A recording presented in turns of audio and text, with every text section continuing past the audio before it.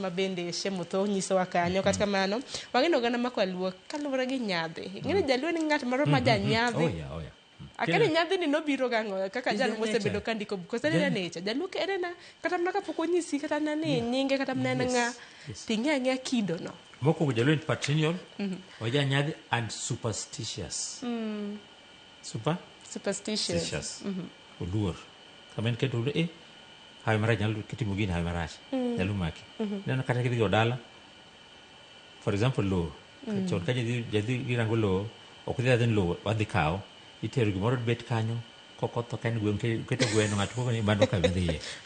as opposed to Zulu or Kikuyu mena odonjo lo koyudo koro jaluo gin superstitious and then of course mama biro gango kosere na kida it's how you're born anyal paro kana ndala let me give myself as an example da bona ng'io lo mor Samuel so mama na pen kanyo kuber and it's a good land kon ai gigo iweyo nikichiluo entire koda to yeah so jaluo is a suspicious person but then they have to show kumagintie and they have gero wo gero ngama jagorwo ngama terra karaila ne tek wacha dhitimu gita timo goro ma mpira go dhitimu gita timo man is jaluo for you kuri winja and then all the time when this cover kati buga mandiko juluo gin ka gidak lakini chaka wach kendo kata seme kenya wood seme kendo nya game alego kendo nya ugenya idoka gi kendo jaka viti procedure nya gola yie kika kanya kuya tena pesa zake mano kende nyo nya gola yie kuri nyo kansa makaronjo kasta kano kunyu nya ko modia dia ile na kaka ile ucha magi kwa kwa ndar bodhigo kuri nya ketimi gi manso ne en part of culture what ayi manifest because la yie okunyaka nyuomi if whatever it can be a lot of cause lakini no nyuomi kori morgo nyeni nyuomi nyisol kata kumidhecho kende ka joka accept sharoto no nyuom doka par mwana no maidalane kikitugi na kanyom ngato dhok tena kunya lol tena pole nyuom kata mna jidhok tena kama ndakitero pesa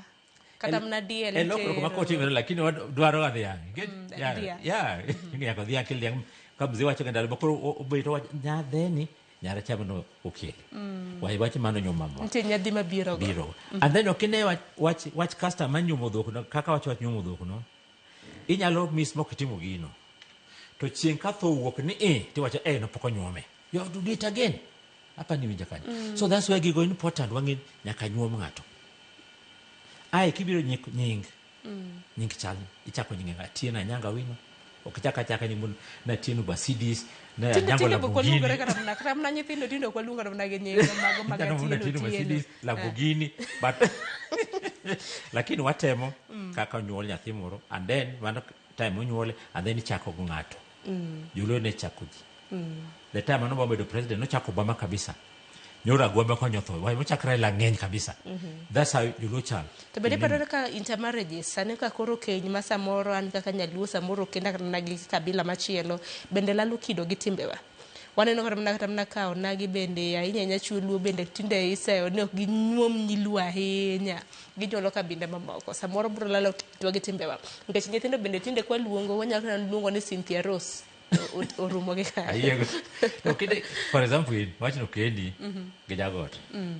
kata mkamba to koni da libro dala ngeji buku to dak no nyuome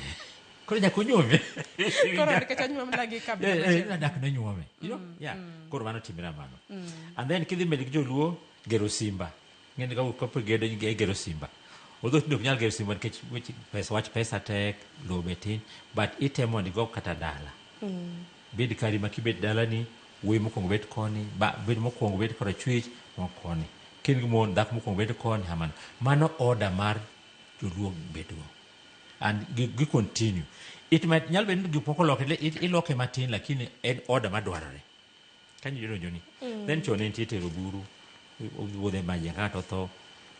riso dhako timo riso dhako the final ceremony dak mosebet monyuolo ko wahia kori ever final ceremony man ilo riso dhako kor man one of the things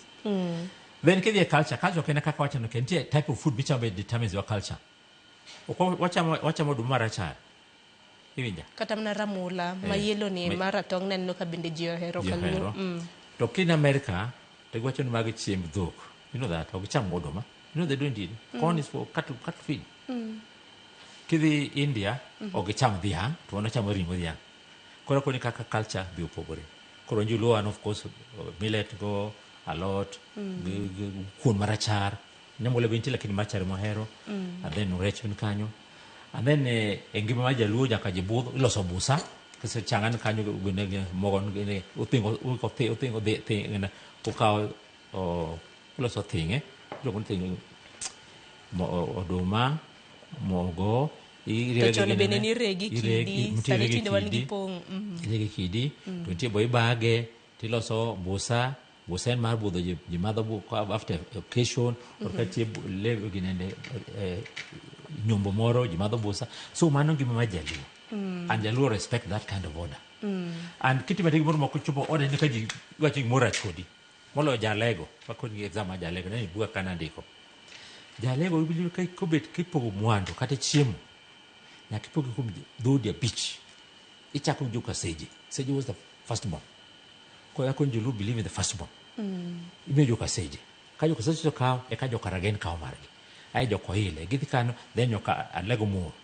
Big group ageni ya sasa nyanza kanya ngene kabisa. Koro order no is common among Jaluo. Koro kate we kiko dala kibiro ne anatin tang pesa. Tiko ina responding an ogere ke magos maji. So mano order ma Jaluo. Ero kama na inya kata kama no hinyisa ni wendo machielo nyakoram Gajwang' Tom Odongo bede koro riwore kodwa. Tom Odongo nyakoram Gajwang' en ogai mano mar luo e gwenge gi mago mag Nairobi gisani entiere county